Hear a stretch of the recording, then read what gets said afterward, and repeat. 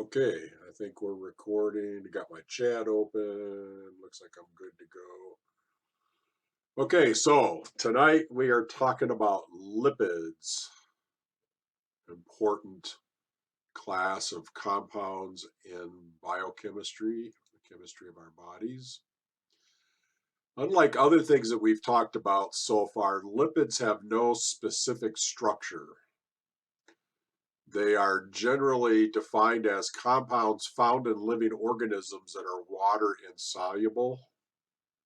They are essentially nonpolar, even though they do have a polar element, and we'll see why in a bit.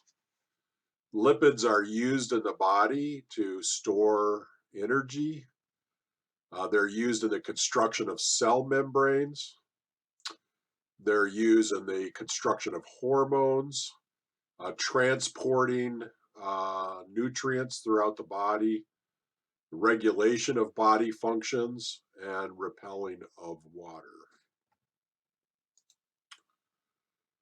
And here's just some examples of different lipids. Here, this is a fat, but a fat is considered a lipid. You've got this short chain of carbons here with oxygens on it, and then a whole bunch of long chain fatty acids attached to them. We'll talk about this all in a minute. This is a biological wax we will also talk about tonight. We're going to talk about all these different kinds here. Steroids are considered lipids. And then there are glycerophospholipids. It's got a phosphate group here in the middle of it. There's a what's called a sphingophospholipid, and a sphingoglycolipid. You can see here this has got a glucose-like a monosaccharide here basically attached to it that makes it a glycolipid. And again, we're going to talk about these. Okay, fatty acids. Fatty acids are long chain carboxylic acids. So here you've got this carboxylic acid group, just like we've studied previously, but then you have this very long chain of carbons and hydrogens on this.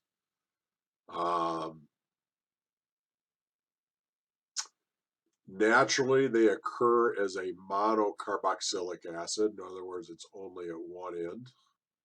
Fatty acids are the building blocks of lipids. And there are three types of fatty acids. There's saturated, unsaturated, and polyunsaturated fatty acids. So saturated fatty acids, just like alkanes were considered saturated because they have no double bonds. It's the same thing here. You've got your carboxyl group on the end, and then this long chain of carbons and hydrogens.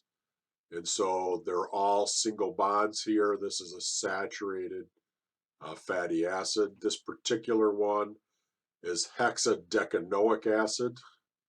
It has the common name palmitic acid. Again, I'm not going to test you on common names at all.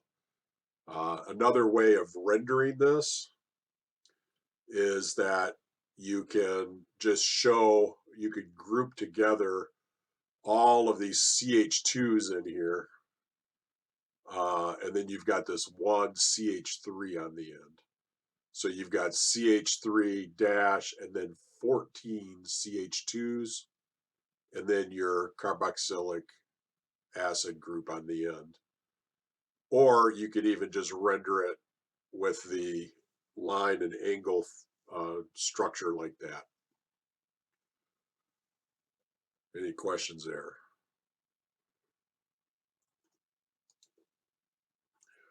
Monounsaturated fatty acids are usually abbreviated MUFAs. I call them MUFAs.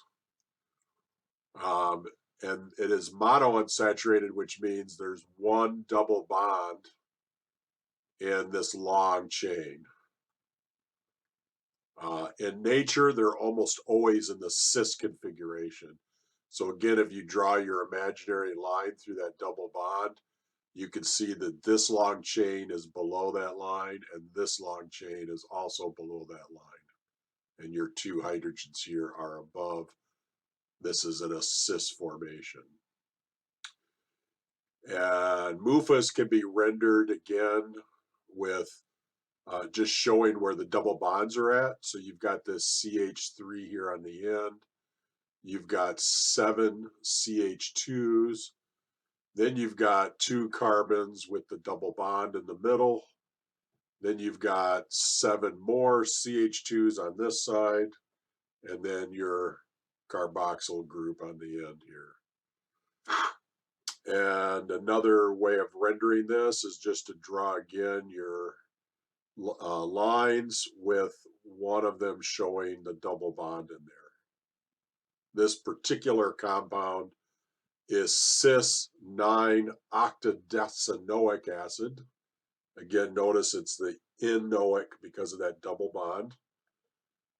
And a common name for this is oleic acid. Any questions there? Polyunsaturated fatty acids, I call them PUFAs, is where you're going to have multiple double bonds in the chain.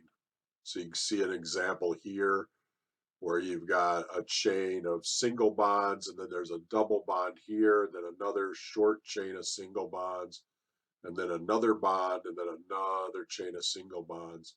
This is a polyunsaturated fatty acid.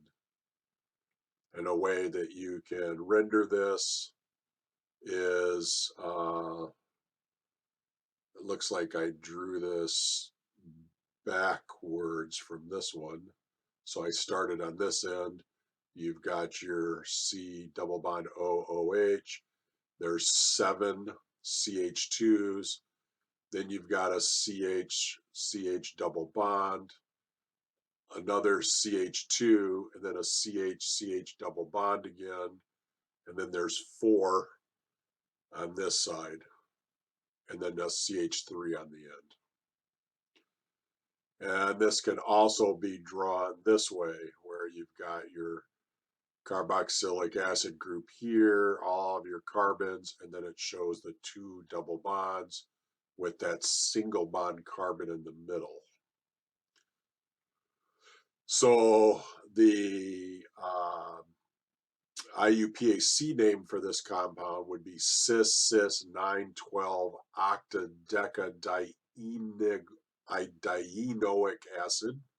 Again, because you've got 2 double bonds here, that gives you the dienoic acid. They're both cis, and the one is on the 9th carbon, and the other one's on the 12th carbon. And they're both in the cis conformation. You can see here if you draw your imaginary line, both chains are below that double bond, and this double bond as well. That was a mouthful. Any questions there?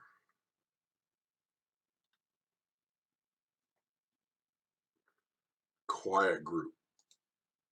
Okay. There is shorthand naming of fatty acids. 18:0 is a 18 carbon chain with no double bonds. 18:2 would be an 18 carbon chain with 2 double bonds. And these are again just examples. 18:3 would be, you guessed it, 18 carbons with 3 double bonds in them. And you can see this drawn out here.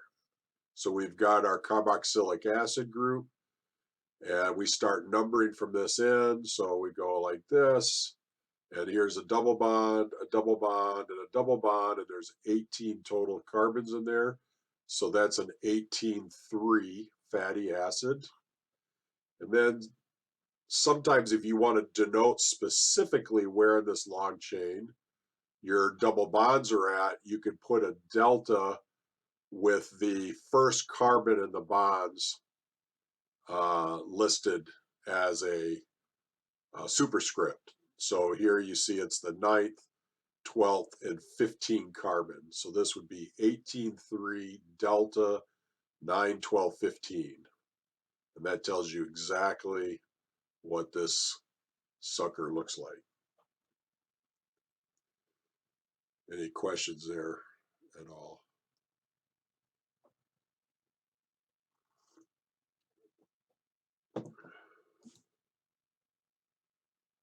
There are fatty acid families, but these families are based on the non-carboxylic acid end of the chain. So you see here, we've got the carboxylic acid. You go to the opposite end, and the first double bond is denoted with the Greek letter omega. It looks like a funky W. And then the number of the bond. So this is an omega-3 fatty acid because I've got 1 carbon, 2 carbons. There's that 3rd carbon with that first double bond. And so this is an omega-3 fatty acid. Even though this is a much longer chain and multiple double bonds in it, it's the first one from the other end of the carboxylic acid group. This overall fatty acid is a 25. So there's 20 carbons in there with 5 double bonds. And then all 3 of these are omega-6 fatty acids. Because we start at this end again, all 3 of these, the first double bond is on the 6th carbon. So, but even though they're all omega-6 fatty acids, this is a 14-1.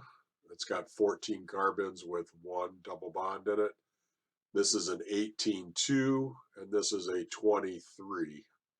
But all 3 of these are part of the omega-6 fatty acid family. Any questions there?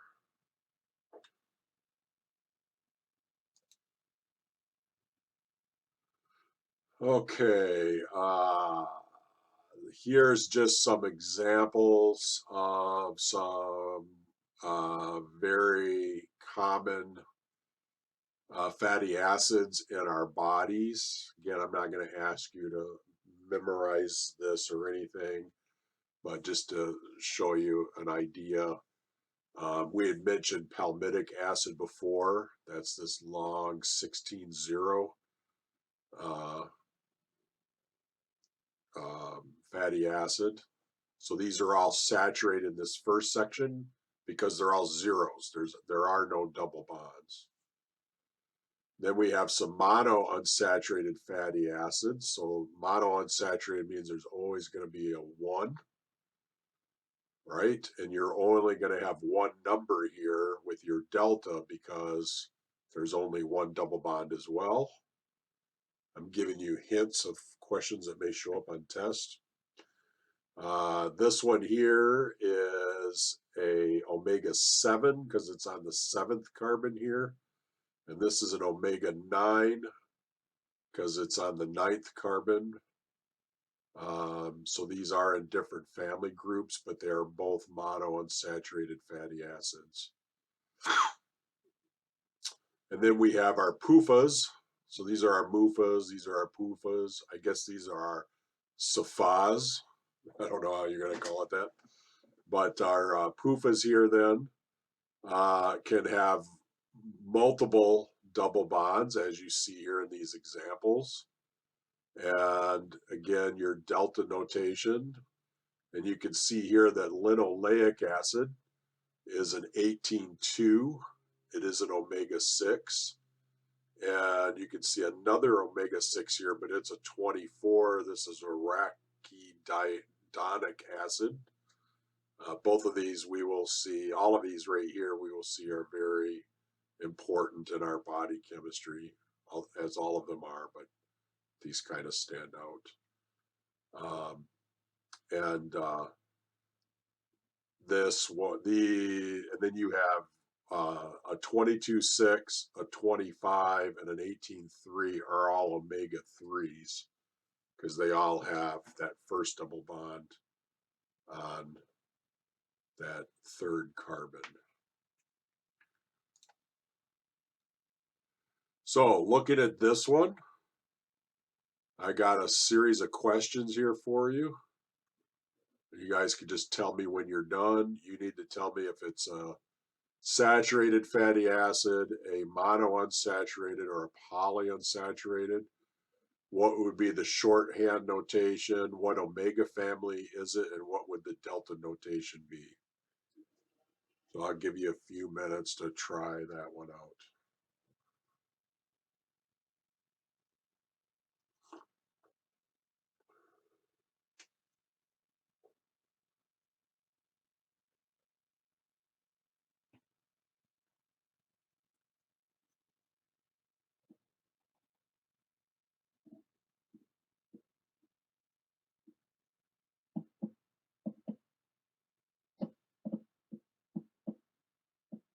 You can just type done in the chat when you're done.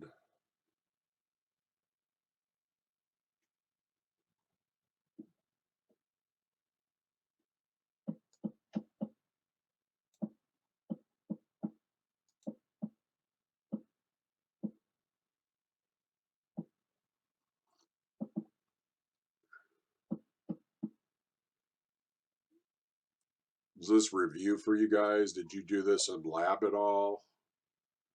Or have you had it in other courses you've taken? Or is this brand new stuff?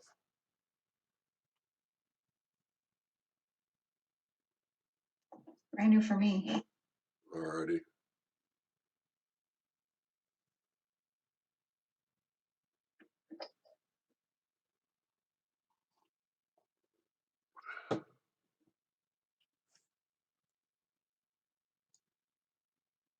All right, looks like some of you got stuff put together there. Anybody else need a few more minutes? Are we good to go?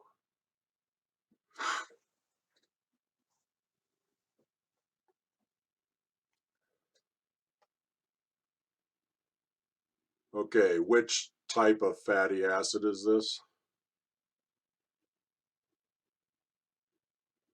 Anybody? Ollie? Yep, it's poly because you got more than one double bond here. The shorthand notation, what did you guys come up with? A few people typed it in. 18-2. Yep, it's an 18-2. Because we've got two double bonds and there's 18 carbons here. The omega family.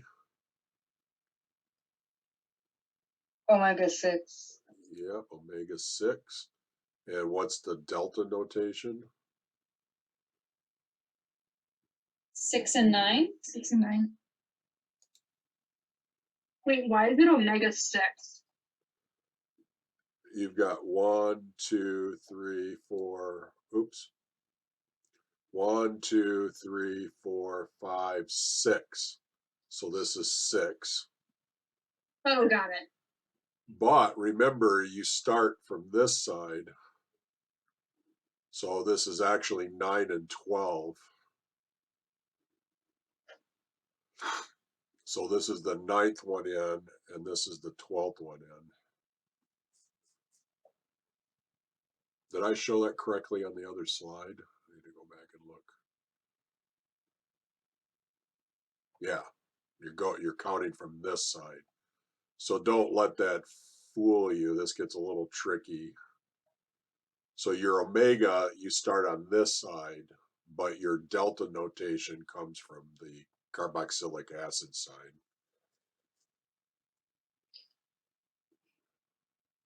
Just to make things tricky, that's all. Stupid chemist.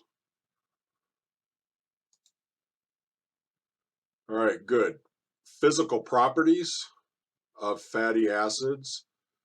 Short chains are slightly water soluble, but long chains are not. This carboxyl group is polar with the oxygens here, but these chains are nonpolar, and so when they get really long, these tend to kind of cancel out the polarity of this, because remember, you don't have just one molecule of this, you have a whole bunch of them, and so they tend to reduce the effectiveness of this polar end dissolving in water.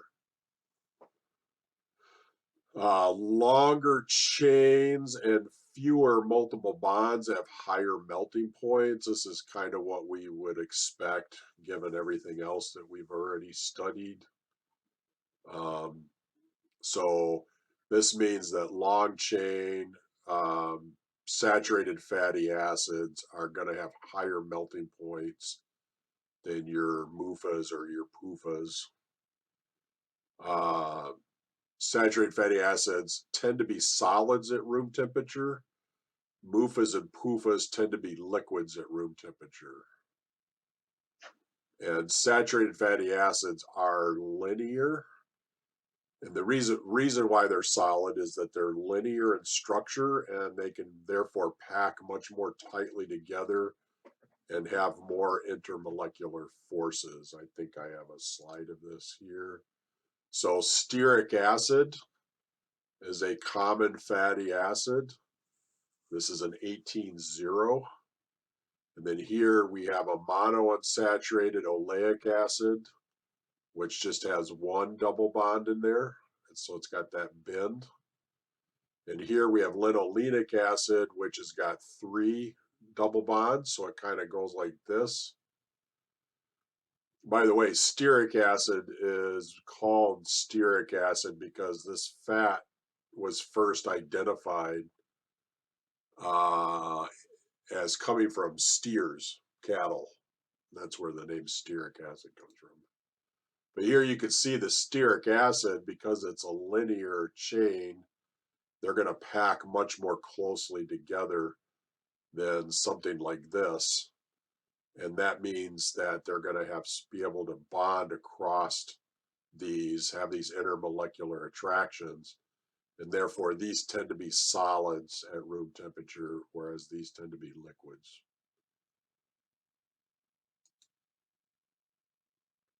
I've just found this very fascinating when I learned this. Reindeer hooves have high concentrations of unsaturated fatty acids, so SFAs, in their, or I'm sorry, not SFAs, unsaturated.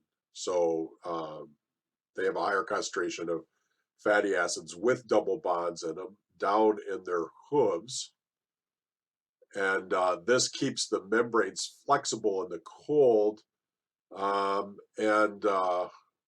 This is because they're going to have lower melting points and freezing points than saturated fatty acids. So actually, if you analyze a reindeer's legs, you're going to have more MUFAs and PUFAs down here and more SFAs up here.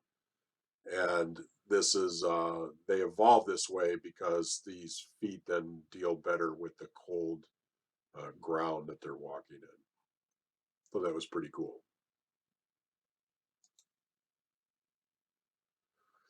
We'll finish up fats here and then take a break. So saturated fats are derived largely from animal products like meat, dairy, and eggs, but they also do have some plant-based sources. There's divided opinions about whether they're harmful or beneficial or not. Trans fats are not considered safe by the Food and Drug Administration. Remember we said most fatty acids are in the cis formation naturally occur naturally in nature. But processed foods have trans fats because it extends their shelf life. So companies will deliberately convert the fats into trans fats so that their product lasts longer sitting on the shelf, and therefore can maximize their profits. But the problem is that these kinds of foods are not healthy at all. trans fats, and you can see them in cookies and donuts and French fries here, and those kinds of things. Unsaturated fats are derived from vegetables and plants. They're comprised of monosaturated fats, like in avocados and olives and nuts, and polyunsaturated fats, like in sesame oil. And a lot of them are omega-3 fatty acids. Omega-3 fatty acids are very good for you. I thought I had another slide about fats, but maybe it comes later. Oh, it's down here. Oh, because we get into oils first. Okay, well, I think maybe we'll take a break here right now. It's 7 o'clock. So why don't we come back at 7:15? We'll take an 11-minute break.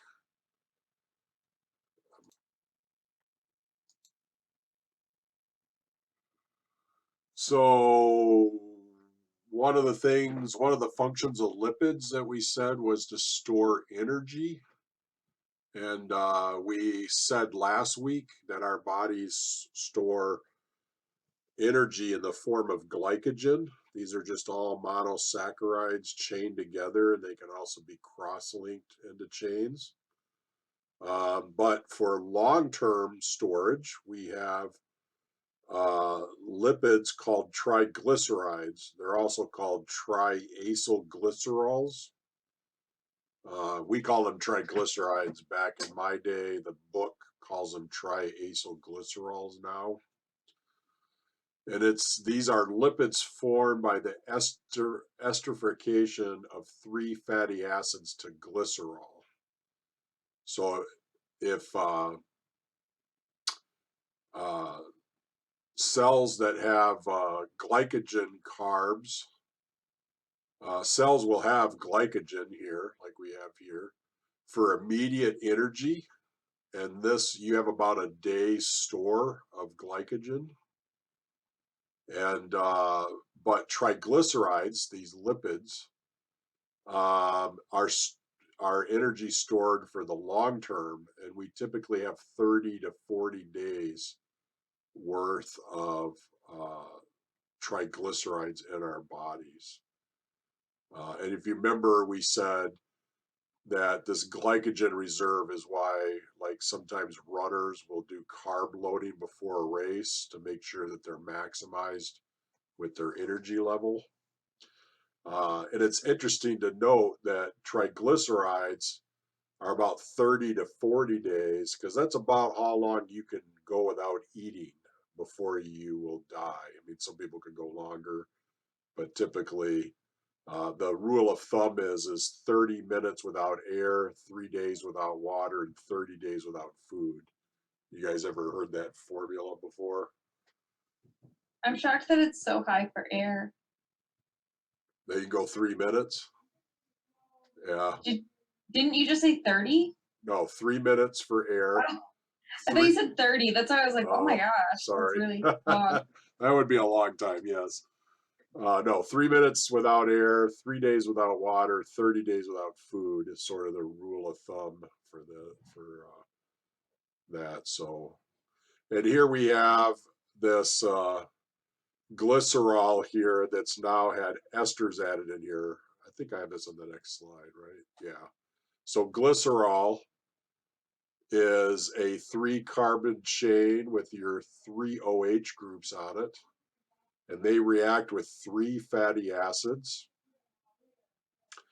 to form a triester of glycerol. We have these ester linkages. Remember, esters are CO, or they're basically ROCOR.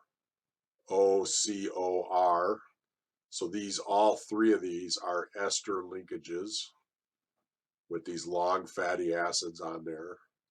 And these are triglycerides.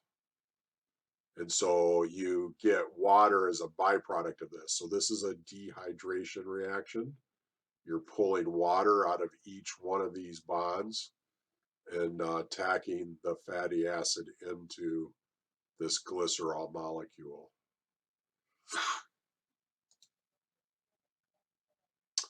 There are different types of triglycerides. There are simple ones. Simple ones are made from 3 identical fatty acids.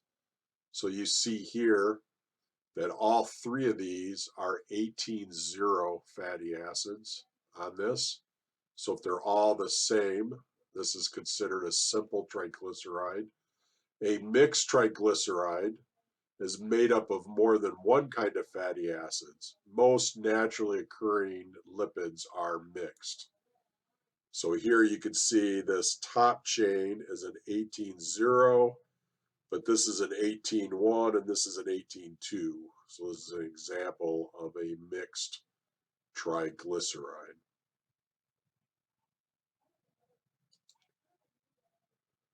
All right, fats and oils are mixed triglycerides. They tend to be tasteless and odorless. Fats are solid or semi-solid at room temperature. They mainly come from animals, and fats are usually saturated fatty acids. Oils are liquid at room temperature. They mainly come from plants, and they are usually comprised of MUFAs and PUFAs. So you can see a chart over here of some different kinds of oils and what percentage of them is saturated fatty acid, monounsaturated, and polyunsaturated. Coconut oil is actually kind of the exception here, as it's got mostly saturated fatty acids in it, 92%. Usually that's more in the realm for animals or fats with coming from animals. But you can see here butter, fat, beef, tallow are very high in saturated fatty acids. Palm oil is about 50-50. Lard, which comes from animal. Is lard always from pig fat? I think it is, right? Isn't lard always from pigs? So it's about 50-50. But then you start to get into the vegetable side of things, and you can see that the amount of saturated fatty acids go way down, and they tend to have more MUFAs and PUFAs in them.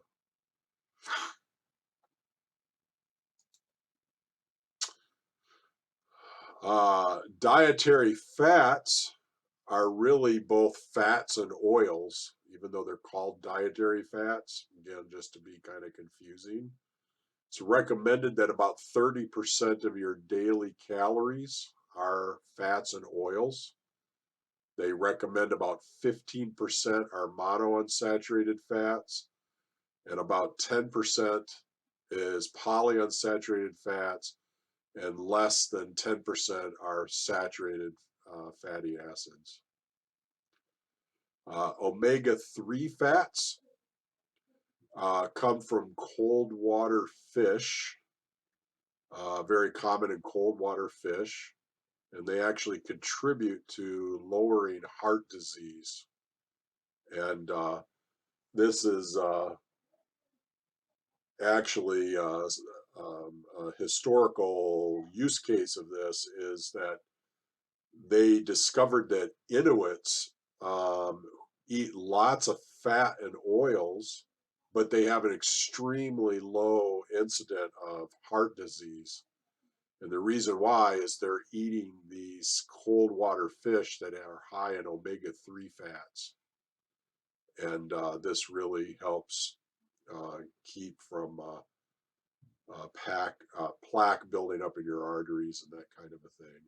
Omega-6 fats are from plant oils. And Americans eat about a half of the omega-3s than they should be eating. Of course, Americans don't eat very well, so if it's bad for you, we love it, we eat it. But you can see up here that the amount of omega-3 fatty acids are in these fish that are cold water fish. And you can see that the omega-3 is very low in these warmer water fish.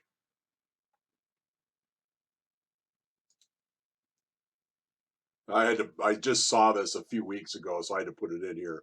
Someone threw a bottle of omega-3 pills at me. Luckily, my injuries were only super fish oil. Ah, ah. I thought it was pretty funny. Okay, essential fatty acids. They're called essential because you have to consume them. Your body cannot synthesize them, and so that's why they're called essential fatty acids. You've probably heard about these things in ads or things like that. The two main ones is linoleic acid, which is depicted over here. This is an 18,2 omega-6 uh, fatty acid, and linolenic acid is an 18,3 omega-3 acid. You have to consume these. These will not be formed in your body. And these are used in the formation of cell membranes. And they are also building blocks for longer chain omega-3 and 6 fatty acids. So these two are the two main essential fatty acids that you have to consume in your diet. You cannot, your body will not produce them. Linoleic acid is a precursor to arachidonic acid, which is a 24 acid. And this is used to build eicosanoids. I think this says next chapter, but I think it's actually in this chapter. But eicosanoids regulate blood pressure and promote blood clotting. So you need this essential fatty acid to build these eicosanoids so that your body can do these sorts of functions. Linolenic acid is a precursor to EPA and DHA. I'm not even going to try to pronounce these guys. EPA is a 25 fatty acid and DHA is a 22,6. Both are omega-3 fatty acids, and they both are components of the communication membranes in the brain and also the material in your retina in your eye. So if you're low on linolenic acid, then you're not going to be able to build these guys, and therefore you're going to be lacking in these areas. So these are essential fatty acids, really, because they're precursors to other things that form in your body. Okay, chemical reactions. So I keep an eye on the time. You can do a complete hydrolysis of a triglyceride, and this will just reverse.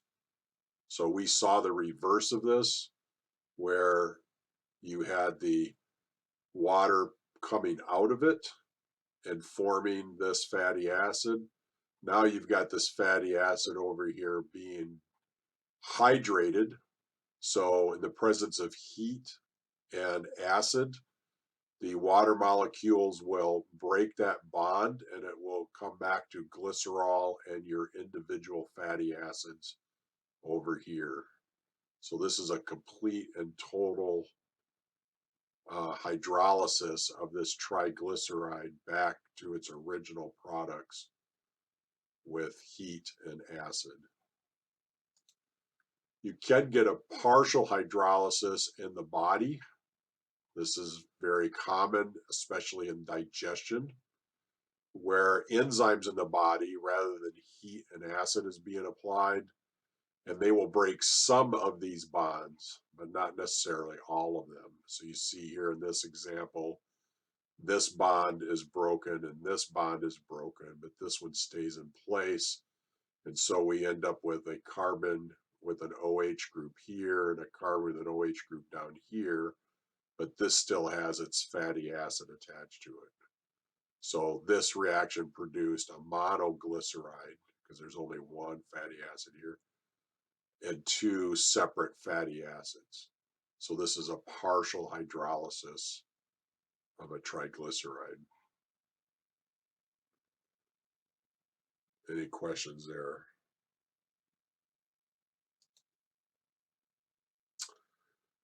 Saponification.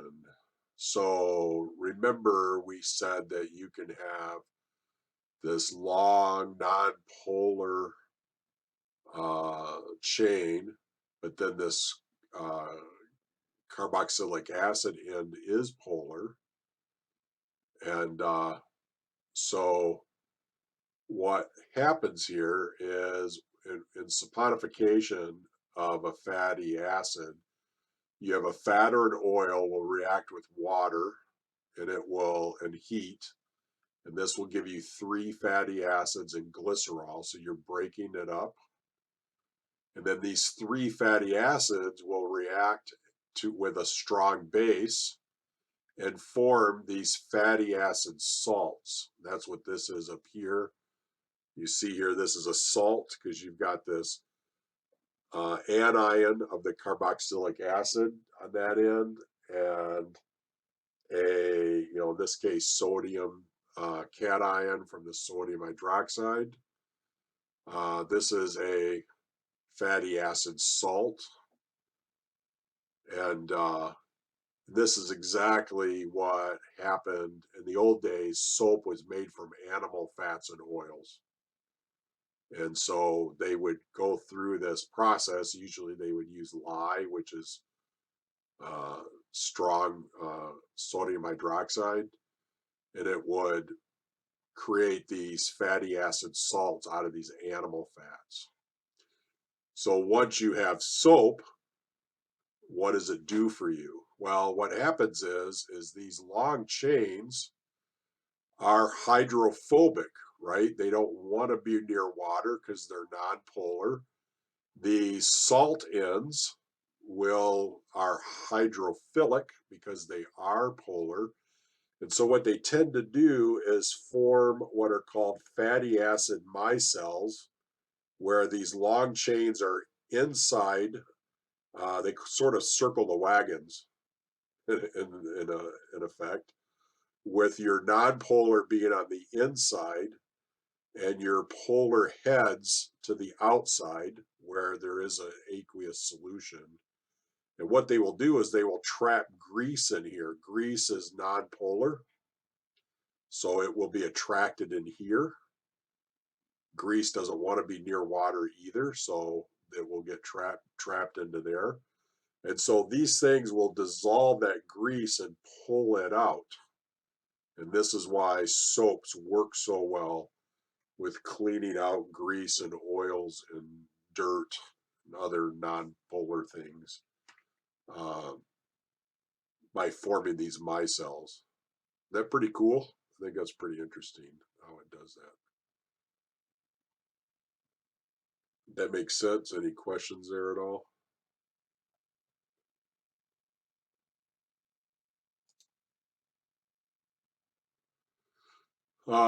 You can hydrogenate triglycerides and replace these double bonds with single bonds. You can pop those double bonds.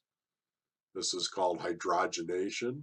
So you're adding hydrogen back in and you're popping these double bonds and putting hydrogens on the chain. And full hydrogenation, like we're seeing here, you end up with saturated fatty acids, like we said in the processing of foods. You can have a partial hydrogenation where it doesn't break the bond, but what it does is it changes them from cis to trans.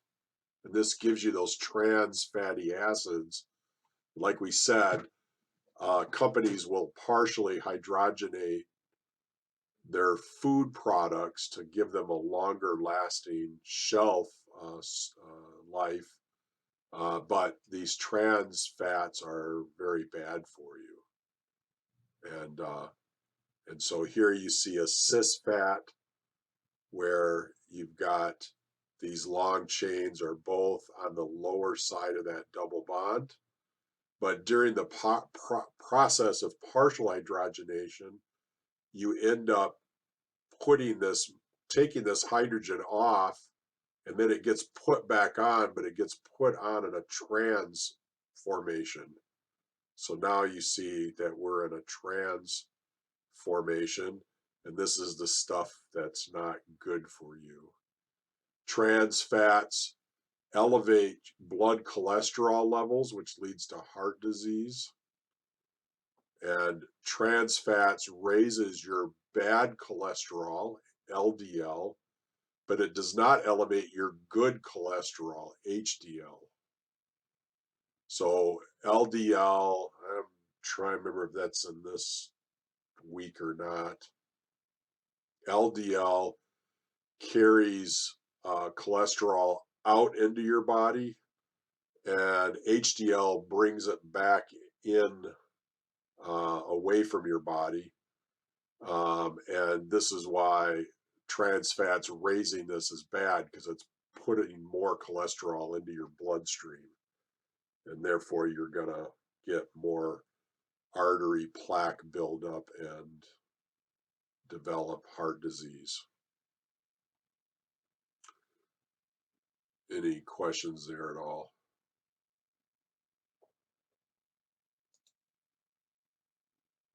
You can oxidize lipids. The oxidation of lipids produces aldehydes, and if you keep going, you get carboxylic acids. So you can see down here, we have an unsaturated fatty acid. Oxidizing this breaks this bond and gives you two short chain aldehydes. And then if you oxidize aldehydes even further, you're going to get carboxylic acids from it. This is a reaction we've already seen before. This is where the bad odors of food, when it goes rancid,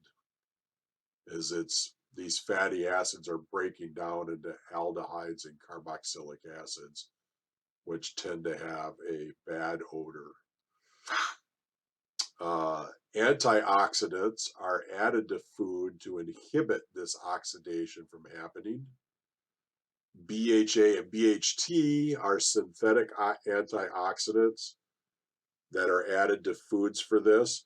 Vitamins C and E are natural antioxidants. So all of these, vitamins C and E, will oxidize first before the fatty acids.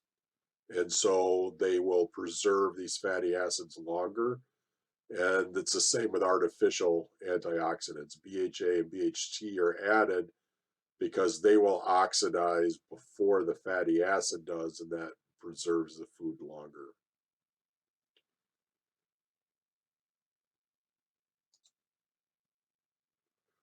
Okay, lipids can also be used in the formation of membranes in the body. How are we doing on time? It's 7:30. All right, so I think we're good to keep going. Membrane lipids are made up of three categories or three different itims. Phospholipids, again, because they have a phosphate in them, are called phospholipids. And there's two kinds. There's glycerophospholipids and there's sphingospholipids. Then there's the sphingoglycolipids. Remember, I showed those on a very early slide, said we'd be talking about these. And then cholesterol itself is also used in the formation of membranes. So a glycerophospholipid is a glycerol linked to fatty acids and a phosphate alcohol group. And these alcohols are usually amino alcohols.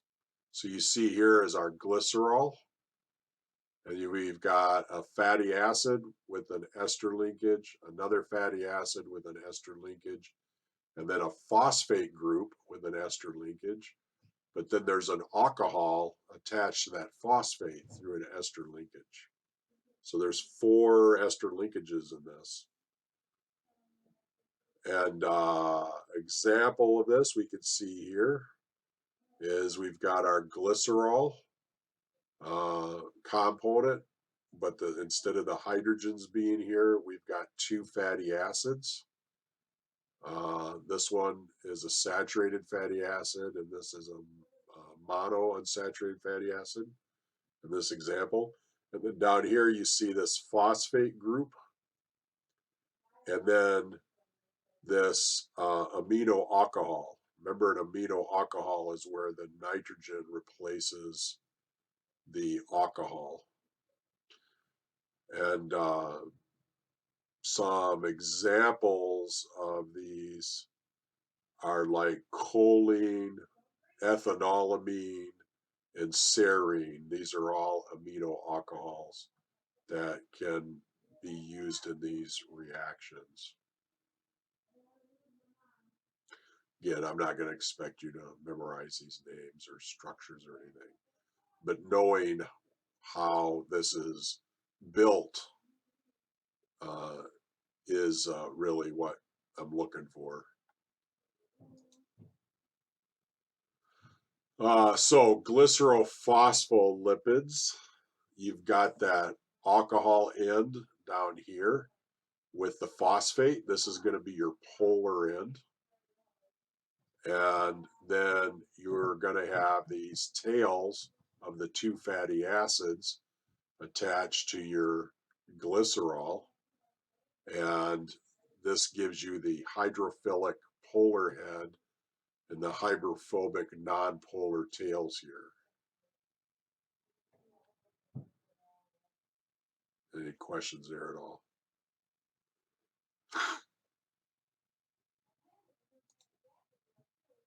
Sphingospholipids is where you have sphingosine.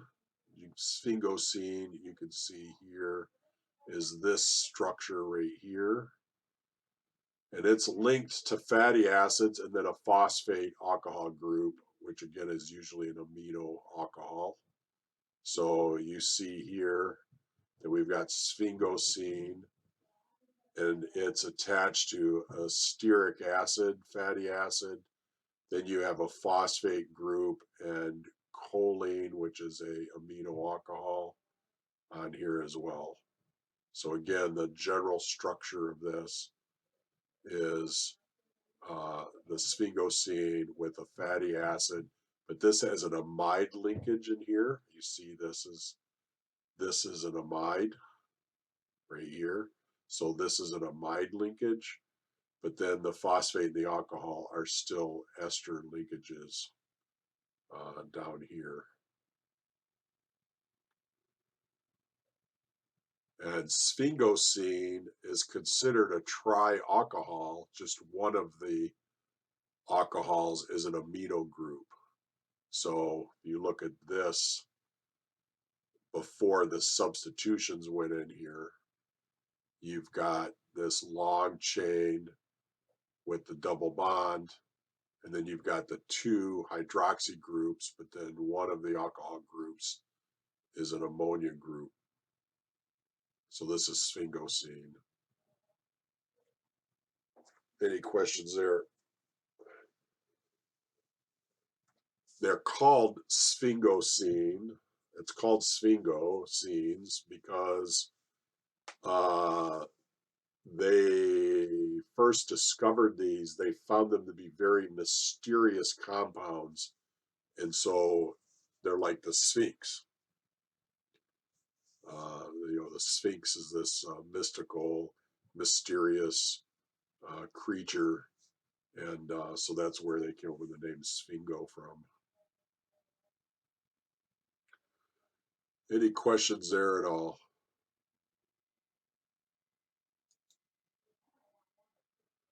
And then again, you're going to have that same polar head with the sphingosine as one tail and the fatty acid as the other tail.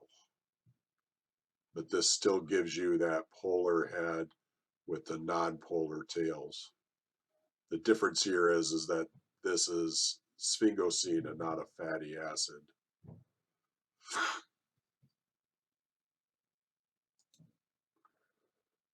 Sphingoglycolipids are again where you have a sphingosine backbone. You have the fatty acid with an amide linkage, But then you have either a monosaccharide or an oligosaccharide. Remember, oligo is up to 20 monosaccharides linked in to the chain, and this is with a glycosidic linkage. So here we have our sphingosine. Here's our amide linkage right here to, again, this example, stearic acid. And then here we have galactose connected through an oxygen bridge into this chain. And this is our glycosidic linkage right here to this monosaccharide.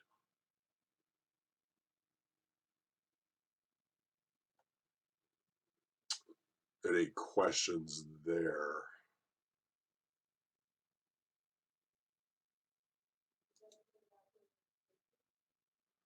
Sphingoglycolipids fall into two categories: cerebrosides and gangliosides. Cerebrosides are usually one monosaccharide in this compound, usually either glucose or galactose. And these are called cerebrosides because they're primarily found in the brain. Gangliosides are usually have 1 to 7 of these monosaccharides chained out here off of the sphingosine. So it's an oligo. And these are used, are found in the brain. They also are used to make up what's called the myelin sheath of nerves. So you can see here we've got a nerve cell and then a connecting to another nerve cell on the end. And this myelin coating wraps around this and insulates this nerve this nerve linkage, I guess we want to call it, from the rest of the body. And this speeds signal because there's no interference to this electrical signal moving through here. What does this look like to you in outside of our bodies? Anybody have any thoughts? Where else do we have a coating to protect the electron flow like this?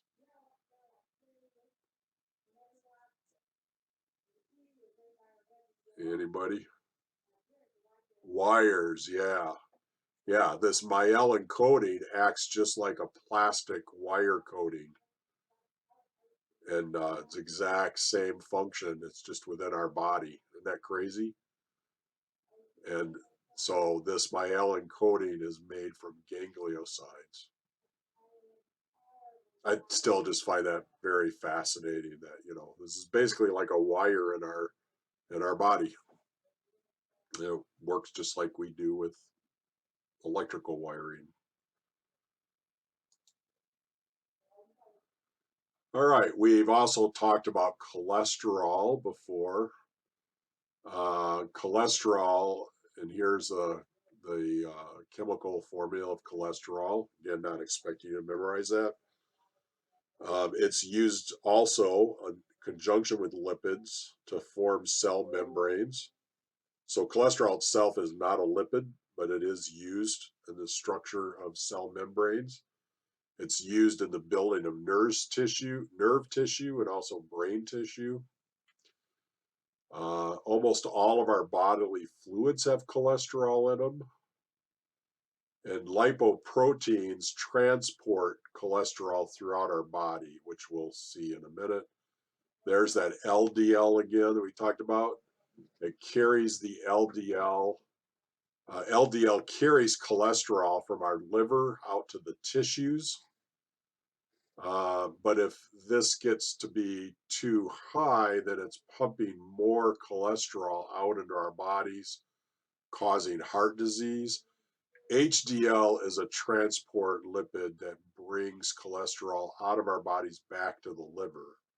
So this is why this is good cholesterol and this is bad cholesterol. because you want this LDL to not be too high and putting the cholesterol out into your body.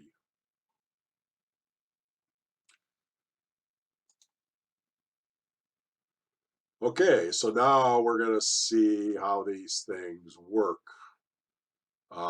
with cell membranes. So here we have the inside of the cell, and the inside of a cell is aqueous. And you have this lipid bilayer here. So there's an interior membrane of lipids, but there's also an exterior membrane of lipids to the outside of the cell, which is also aqueous solution. And these nonpolar tails are facing each other, forming this nonpolar center in there. This is the formation of a cell membrane. So this is called a lipid bilayer because you've got lipids on both sides. One set of polar heads facing outside and one set of polar heads facing inside. Cholesterol sets in here inside of this bilayer, and it regulates how much stuff flows back and forth between this barrier. Now we're kind of getting more into biology. You guys probably had this cell biology stuff before, right? So this might be more of a review. So proteins set in membranes, and they move nutrients and electrolytes across these lipid bilayers. You have integral proteins, which penetrate the cell membrane either fully or partially. And then some are peripheral, where they only set on the surface of the membrane. So here you can see that this is a protein that's partially embedded. It goes through the top layer or the outer layer of the membrane, but not all the way through. And here you've got one that's on the inside of the cell, but doesn't go all the way through to the outside of the cell. And then here you have proteins that are integral. It goes all the way through as well. So all three of these are integral. These are partial, and this is a full integral protein. And then here's a peripheral protein that just sets on the outside of the cell. But these proteins will act to move nutrients back and forth, as we'll see in a minute.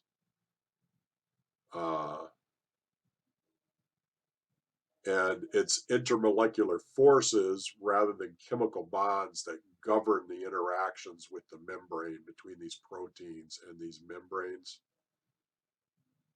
Carbohydrates act as markers for cells so that the cells can recognize each other. So some of these proteins will have carbohydrate markers on them. And this helps the body recognize what type of cell it is. Which again, I just find really amazing and fascinating. And then you also see your cholesterol setting here in that middle of your bilayer, helping to regulate transport as well.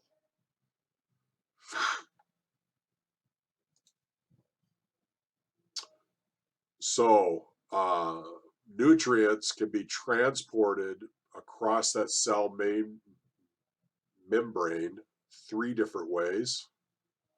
You have passive transport, facilitated transport, and active transport. So passive transport is where it will move things through that membrane via diffusion. This is like osmosis. So you've got a higher concentration out here outside the cell than inside the cell. And so passive transport will move these nutrients back and forth. It will try to make an equilibrium of the concentration of these items both inside and outside the cell. This happens with things like oxygen, nitrogen, water, urea, and ethanol. And in passive transport, there's no energy expended for that to happen because it's just osmosis. And the proteins here are not functioning to aid in that in any way. In facilitated transport, however, you do have proteins functioning as carriers, and they will form complexes with the substance that they're moving back and forth through the membrane, and it will form that complex of that substance, and then it will revert back to its original formation when it does this. And this is facilitated transport happens with glucose, chloride ions, and bicarbonate ions. So the proteins will form a complex with these things and will facilitate them moving in. But once it moves in, they'll revert back to their normal structure again. And so again, there's no cell energy expended, but the protein is acting as like a gate to let these nutrients into or out of the cell. So that's called facilitated transport. And then finally, active transport is where the protein is actively pumping substances through that membrane. This does expend energy because the protein is doing work. And this happens with sodium and potassium and hydronium ions. So it will pump these species back and forth in and out of the cell to do this. And this does require energy because it's doing work. Any questions about any of that at all? Just kind of review for you guys, all you biology people out there. A little bit. I haven't had biology since 9th grade. Well, I take that back. In 10th grade, I took a genetics class, but no biology in college at all. Didn't have to have it for chemistry. So you guys probably more familiar with this stuff than I am.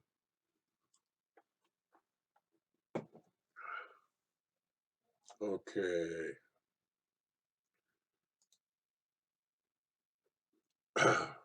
Well, this might be a good place to stop. You guys want to take another 10-minute break? And let's come back at 8:05. So you get about a 12-minute break. All right, everybody's good with keeping going? Sounds good. All right. So we also said that lipids can act as emulsifiers.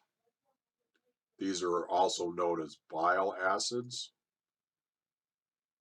So emulsifiers cause water-insoluble substances to disperse and stabilize as colloidal particles in an aqueous solution. We saw this with that micelle, doing that with grease. That's an emulsifier. Bile acids are cholesterol derivatives that will emulsify dietary lipids. So these are lipids that you're eating. And so we need those lipids to be absorbed into the wall of the intestines in order to be digested and brought into the body to form the building blocks of things. And so these bile acids help emulsify those lipids so that they can go through that barrier. Primary bile acids will react to form conjugate bile acids. They have an amino acid attached to the carboxyl group via an amide linkage. about a third of our daily cholesterol production in the liver is converted to bile acids. So about a third of the cholesterol is being used to emulsify these dietary lipids. And bile acids are created by biochemical oxidation. The three primary bile acids are all derivatives of cholesterol, like we said. So here's cholesterol right here.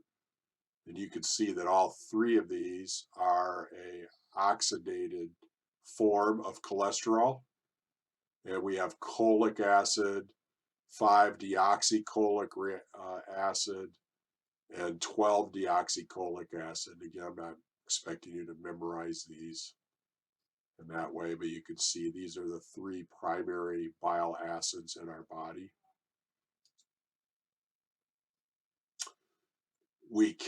The body does form secondary bile acids from cholic acid. So cholic acid will react with a substance called taurine, which has an amino group on one end and a sulfite group on the other. And this forms what's called taurocholic acid. This is also a bile acid. And cholic acid will react with glycine to produce a glycocholic acid. So these two bile acids come from cholic acid, which is a bile acid itself.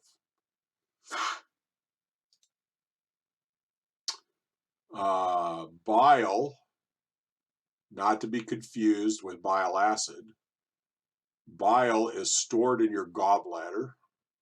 It is made up of bile acids, bile pigments, cholesterol, and electrolytes. So bile acids are one component of bile. So don't let that confuse you. Bile is released during digestion to aid the consumption of dietary lipids, like we talked about. An imbalance between cholesterol and bile acid in the body can cause cholesterol to crystallize. It basically will precipitate out. And this is where gallstones come from. Gallstones are when you get too much cholesterol in your gallbladder, and they're about 80% pure cholesterol. So this is why some people have to have their gallbladders removed, as they keep forming gallstones, and because they're genetically predisposed to it sometimes. My daughter had to have her gallbladder removed because she kept forming gallstones. Okay, lipids can also act as messengers in the body, and these are referred to as steroid hormones. Hormones communicate between tissues. Some of them are lipids, but not all of them. Steroid hormones are a cholesterol derivative, and they come in two types: sex hormones and also adrenocorticoid hormones. So the three main sex hormones are estrogen, androgens, and progestins. Estrogen is synthesized in the ovaries, but also in the adrenal cortex. The adrenal cortex is the outer layer of the adrenal gland, which sits on top of the kidneys. And estrogen governs the female development at puberty and regulates the menstrual cycle. It stimulates mammary gland growth during pregnancy, and it induces estrus in animals. This is when animals go into heat. It's estrogen that's causing that. Androgens are synthesized in the testes and also in this adrenal cortex. And this contributes to the development of male characteristics of puberty, and it also contributes to muscle growth. This is why, on average, males have more muscle mass than females, is because of androgen. Progestins are synthesized in the ovaries and also in the placenta, and it prepares the uterus for the egg to be implanted, the fertilized egg to be implanted in the uterus, and it also suppresses ovulation while a woman is pregnant. So these are the three main sex hormones. The primary sex hormones, estradiol is the primary estrogen, testosterone is the primary androgen, and progesterone is the primary progestin. Again, I'm not going to expect you to memorize these formulas or anything like that. But these are the three main ones of each of those categories. But there are others. Adrenocorticoid hormones are generated through the adrenal glands on top of each kidney, as we already saw. They have actually identified 28 different hormones in the adrenal cortex, and they come in two varieties. There are mineral corticoids that control the balance of sodium and potassium ions in your cells, and there are glucocorticoids which control the glucose metabolism and they counteract inflammation. And two examples of this is aldosterone is a mineral corticoid, and cortisol is a glucocorticoid. They have these different functions in the body. Eicosanoids, we mentioned these earlier. So eicosanoids are oxygenated C20 fatty acids. And this is where the name ico actually comes from. Eikosi is Greek for 20. And had to put in another language thing in there for you. Again, not going to test you on that, but that's where the ico comes from, is the fact that these are C20 fatty acids. Eicosanoids are produced in almost all cells of the body except red blood cells. Eicosanoids tend to be used where they are synthesized in the body and often are consumed within seconds. So it's kind of a just-in-time inventory kind of a thing. They will be synthesized when needed and then immediately utilized. Eicosanoids mediate response to tissue damage.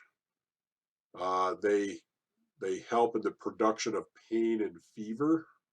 You know, pain lets you know that you're injured, and fever is trying to kill the foreign things in your body. They're also used to regulate blood pressure, induce blood clotting,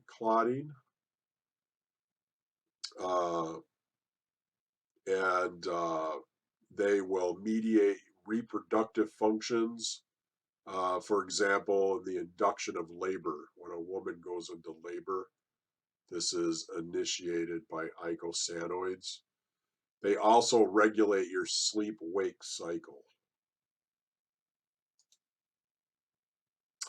There are three main types of eicosanoids. There are prostaglandins, thromboxanes, and leukotrienes. So, and you can see the general formula over here for these as well. Again, I'm not going to expect you to memorize these. Prostaglandins regulate body temperature. They keep your gastric juices from running amok. You don't want them getting so bad that they start eating the lining of your stomach. They are used in the contracting and relaxing of smooth muscles in your body. They help regulate water and electrolyte balance. and they will help to intensify pain and enhance responses to inflammation in your body. Thromboxanes promote blood clotting, and leukotrienes help deal with inflammation and allergic reactions in your body. Any questions there? Okay, then finally we have protective coating lipids. These are biological waxes, is another term for them. They are long-chain fatty acids connected to long-chain alcohols via an ester linkage. So they really have the same structure as a simple ester. It's just that they have very long R chains on them. So you can see an example up here.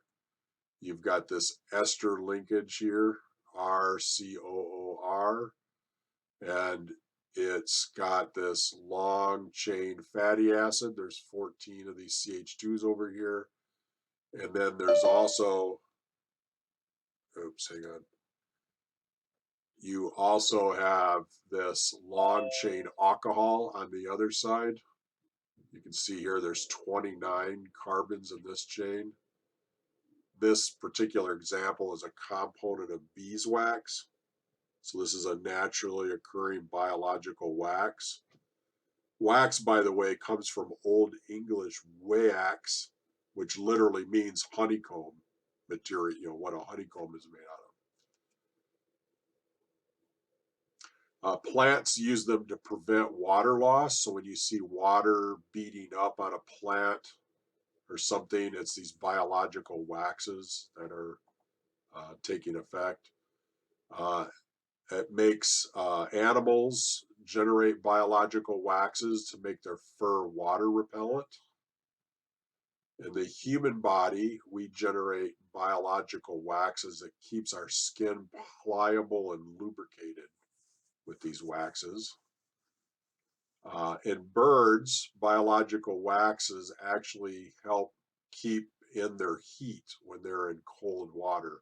Have you ever wondered how birds can just float around for hours in that freezing cold water in the winter? This is why. And an example of this animal fur being water repellent is sheep wool. Sheep generate a biological wax called lanolin as a natural water repellent. If you guys remember on the first night, I told you I was into kilts. The original kilts were made out of sheep fur, and they had that natural lanolin in them. So that's what made kilts were basically a garment that could act as an umbrella, a waterproof tent, a waterproof blanket. Basically, the plaid is the Gaelic word for blanket. So you were literally wearing a blanket. And so that's what made those so effective as an outdoor garment, is because of that waterproofness that was naturally there from the sheep wool. Modern day kilts are typically over processed and they don't have the lanolin anymore. So they don't actually have that same waterproofing that you get from older processes of forming the fabric.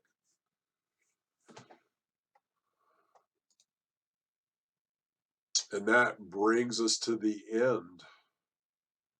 We've got problems here again for both 4th edition or 7th edition, depending on what book you've got. Are there any questions about what we've covered tonight at all?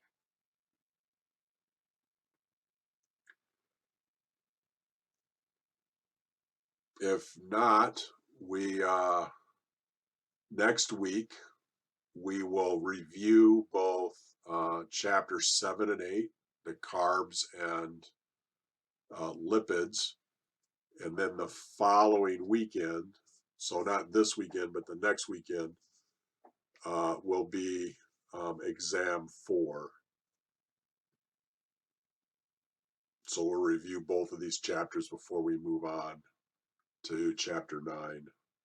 I think we do 9 and 10 together because they're shorter chapters. So I think next week will be both 9 and 10, if I remember right. Okay, any questions, comments, anything from you guys? If not, you're getting off early tonight.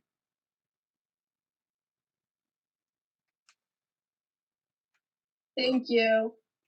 Thank you. Have a Bye. good night. Thank Yep, you. you too. Have a good night.